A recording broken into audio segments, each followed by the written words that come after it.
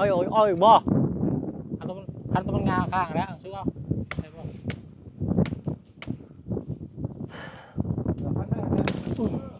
น้อยเนาะตัดภาพมาบ้านนี้ก็จุดสิแล้วเลยแหละเนาะอยู่ทางบ้านโคกหน้าสวนของลุงจันเพิ่นพี่น้อยเนาะต่อแดดก็เริ่มออกบานท่าก็ตอกลากอยู่บึ้มพี่น้อยเนาะ ปลูกก็ไผ่เนาะไผ่เลี้ยงนอกเลยก็ต้นมะม่วงหลายสายพันธุ์อยู่พี่น้อยเนาะ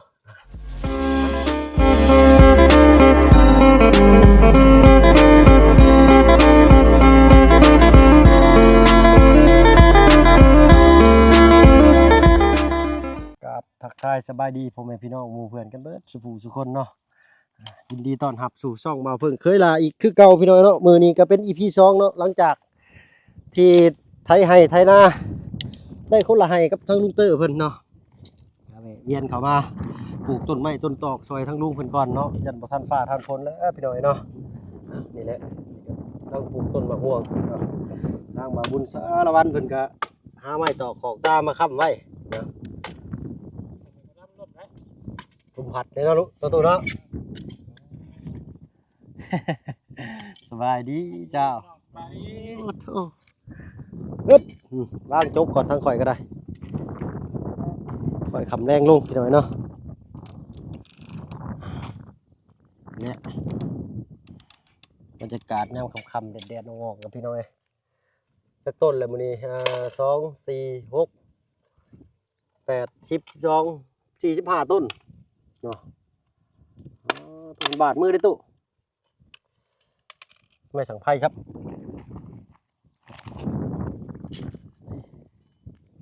จุ๊บมาโอ้จุ๊บโอ้ยข่อยก็ได้ลายแท้เลยมื้อนี้ก็ได้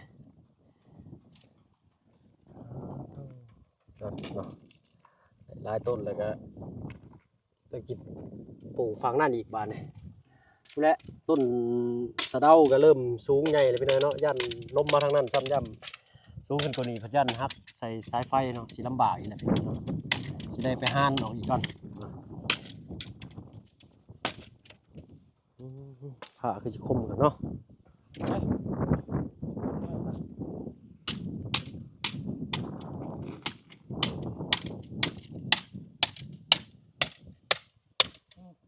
เอ็ด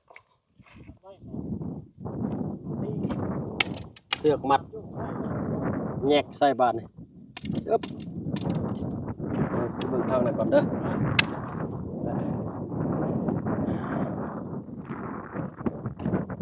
อันนี้ก็เป็นน้องเก่าพี่น้อยเนาะนำฝ้าฝนมาเนี่ยก็เต็มนี่แหละน้ำก็ได้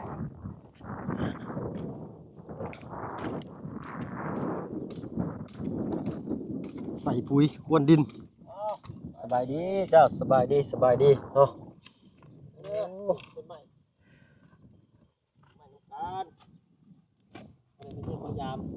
พอมีของฝากของต้อนเนี่ยเนาะ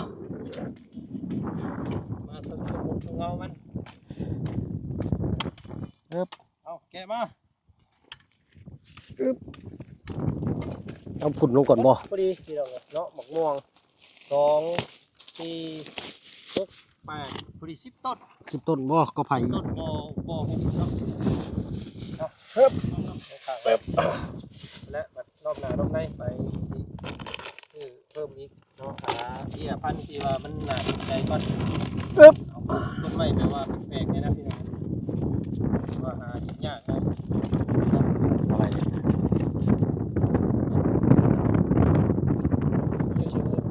โอ้เป็นเจียวขายตึกนะขายตึกขายตึกมาซื้อขายตึกนะปลูกบ่เกิดคือมีแต่งาอะไรมันหาเพื่อนแต่ขายตึกนี้สั่นเนาะสายามันได้มาจังซี่บ่ใส่บ่นี่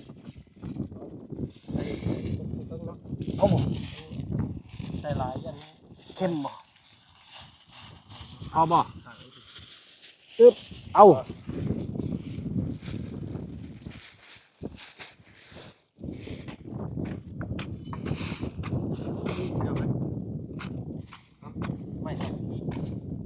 ายผู้หลายคนจักมันสิเป็นย้อนไผป่ะโอ้มันบ่เป็นก็จักสิบ่เป็นย้อนไผแล้วกันบ่นี่แล้วบ่สมทีเลย เฮ็ดสิพิษข่อยแล้วตัวใดบ่เกิดข่อยคุดคุ้มเนาะเปล่า คุมบ่ดีดิ คุดคุ้มบ่ดีอีกแล้วบาดนี้อุ้ยเนาะ ต่อได้ให้มันอยู่วางงามขับไว้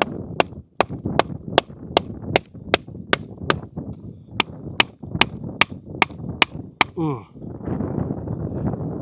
าลงไปก็ได้ เดี๋ยวแต่ ขานี่มันล็อกไปเลย โอ้ผ้าคลุมดีเนาะไปก่อนพ่อย ในการเชียวมันก็ ปุ๋ยมันต้องใส่ห่างๆแบบนี้ ดูดซึม โคตรบาด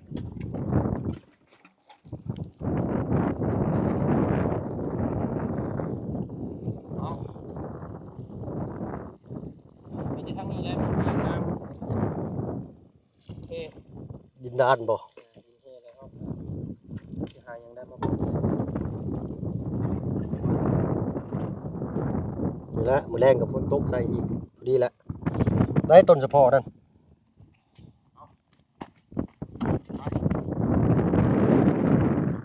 ก่อนมาแล้วหารับต้นไม้ต้นตอกก็ มื้อแรกว่าสิเอาต้นนั้นแล้วลงยันสูงเกินได้ ตัดปลายมันเนาะ เลยเฮาหานลงเหลือไว้จัก3กลาง หมอแตกงาน เลยมันจังบ่สูงเกินไป คอยออกเป็นการว่าสิฟาดหัว อืม ในเพื่อนเทดูน้ำประมาณต้น ต้อง ต้นเสาจะฟาดทางนั้น แปลว่าซื้อกับทั้งฟ้าเป็นยังดูไปปิดฟ้าได้ต่อเฮือแพร่นะเดี๋ยวมาต่อกันนะ มันพุ่ง เอาโธ่เนาะเวลามือได้เครียดๆเนี่ยก็ปล่อยแพร่ลอยกลางหนอง เครียดคักกว่าเก่าว่าเด้อพี่น้อย น้ำมันหมด น้ำบ่หลายเนาะเอ้าสุดแล้วแต่เพิ่นว่าพี่น้อยเนาะไปเด้อค่อยลัดลุงพี่ก่อนเด้อค่อยเด้ออึ๊บนี่แหละเอาต้นสะพอต้นนี้เลยลงโอ้แก๊ก3-4 งา2 งาน่าสิเอาได้อยู่เพราะว่าบ่ให้มันสูงเกินหั่นนะย่านว่าสูงมาแล้วหักทับสายไฟมันเอียงลงมาทางล้มลงมาทางหนองเนาะอ้าวก็สุดแล้วแต่ทางลุงเพิ่นว่าได้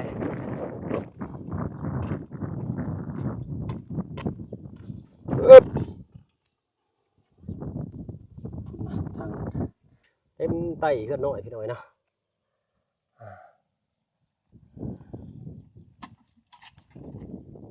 เนาะพี่น้อยเนาะกินน้ำกินในต่อป่านนี้เอา2 งานนะลุงเนาะเอาสมมาประควรเนาะฮะมาเด้อ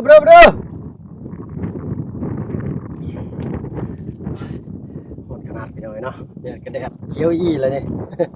3-4 มื้อนี้อยู่บ้านบ่ได้ใส่เสื้อแขนยาวส่งขายาวเลยเนาะมือเดียวอย่างเดียวพี่น้อยเนาะรอถ่าทางลุงเพิ่นมาว่าผมก่อนเนาะสิเอาแนวใด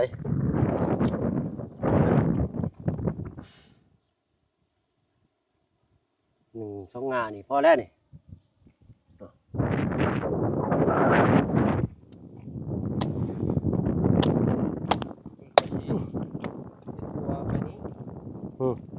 พาดเนี่ยยางลงไปพุ่นทอดกระดูกหอไผ่พุ่น เอาไว้เนาะงานนี่เนาะตัดนี่ออกเนาะกับไว้เนาะ อ๋อมันสิตัดยัง เทิงพุ่น พุ่น ถึงบ่ เทิงสุดผู้ใด น้ำ โอ้ยกินเต็ม พอได้เบิ่งเด้อ มีงูเขียวบ่ บ่มีดอกงูเขียวนะครับ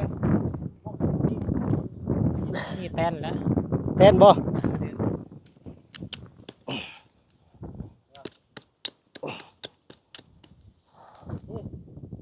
นนี้เจ้า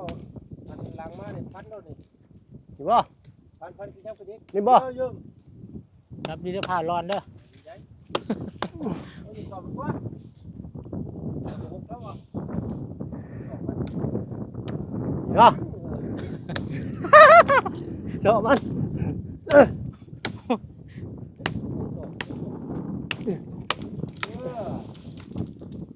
เอ้าขัดเพิ่นซะ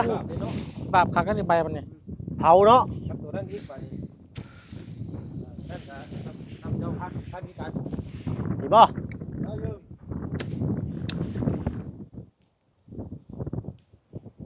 โอ้ยลมกันเนาะ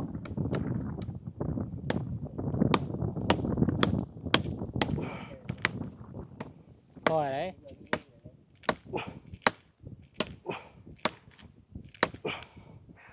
หอยงัวกินบัด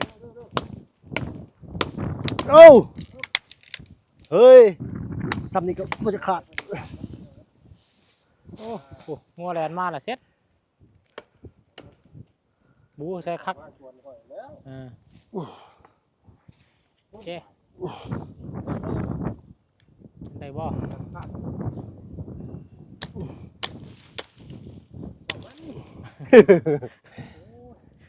มันแย่ตาดิลุง เอาเล่นลากันไปเลยมากินนะงัวเฮาล่ะ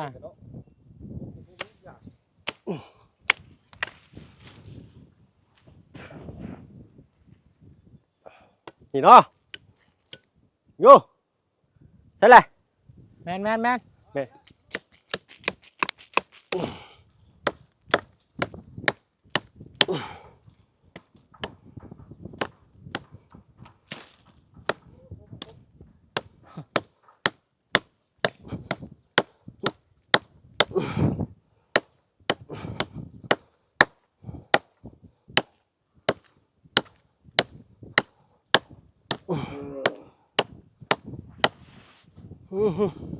เมื่อยบ่ โอ้เหมือนได้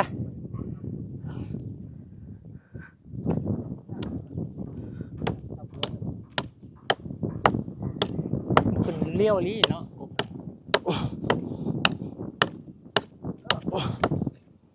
โอ้ตัวโอ้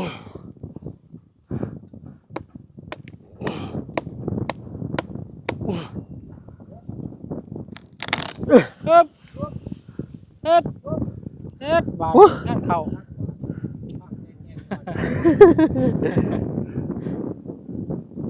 เอาอีกบ่ อันตัวมันงาข้างแล้วซื้อเอาได้บ่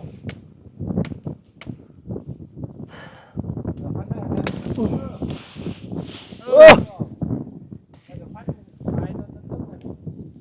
นี่บ่นี่บ่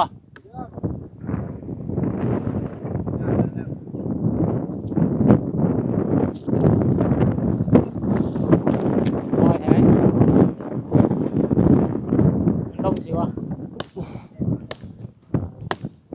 เนี่ยกินได้ติโอ้งาเนี่ยมันพอที่งานี่เนาะ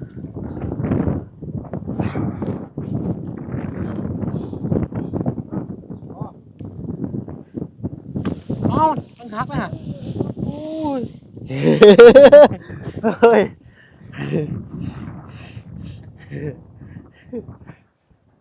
ฮ้ยสิบห้าก็เด้อโอ้ มี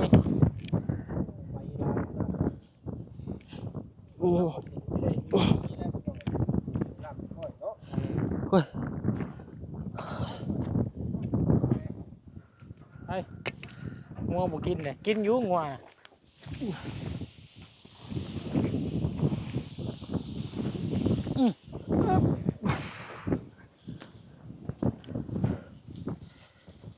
บัดปล่อยปลานี่มันจะมาสนอยู่นี่ปลานี่เนาะ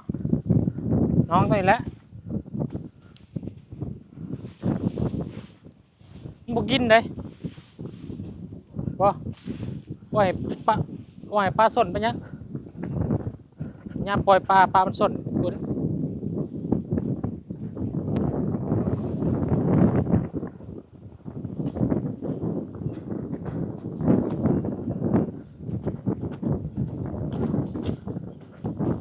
กินบ่ได้ยังจะมากินหยัง โอ้โอ้ผู้ใดมัมแล้วกัน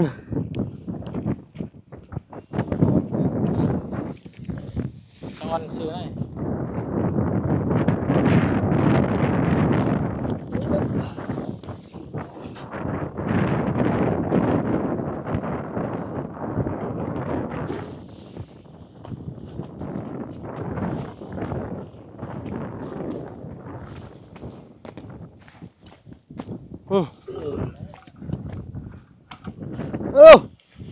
ไปดิบ่กูเด้เตียงไว้ซะนี่ ยกบ่ได้พี่น้องเอ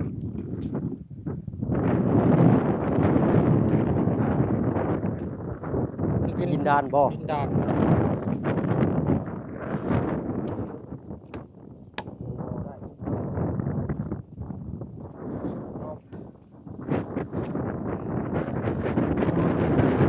เชื่อเลย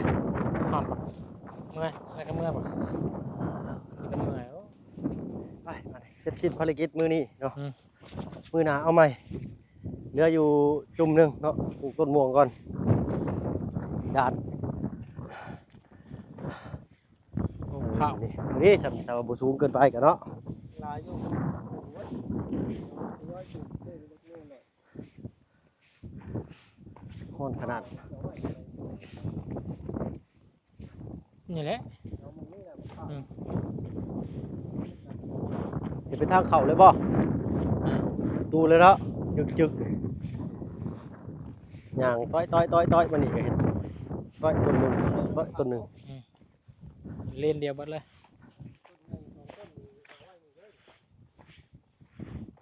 ทางเขาเลย โอ้ เอาดูมองนี่นึง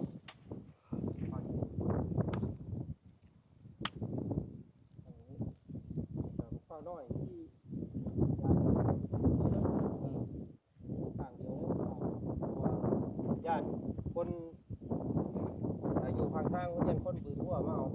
หัวสิเพอีกได้อเนาะ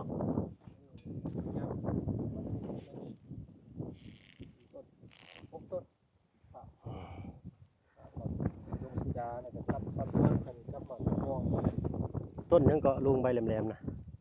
ต้นหมากเป็นกี้ ลินจีโอ้ของแซ่บตัวบอกลินจีเนาะ กี้ชมพู่ชมพู่นี่กับหมากชมพู่กัน อืม หมาก มีผักขมิก นี่ยังกับหมากกัน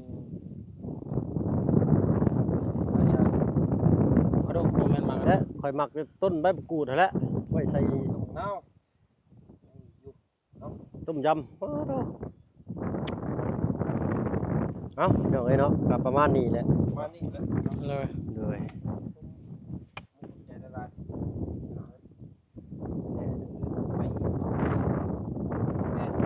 ไป แกตะแกนี่เป็นยังก่อนลูก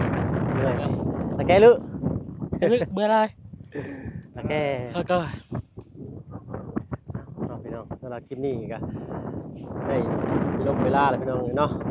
ขอตัวลาลงแล้วพอกันคลิปหน้ากันแล้วกันพี่น้องเนาะสำหรับคลิปนี้ลาแล้วเป็นว่าสบายเนาะ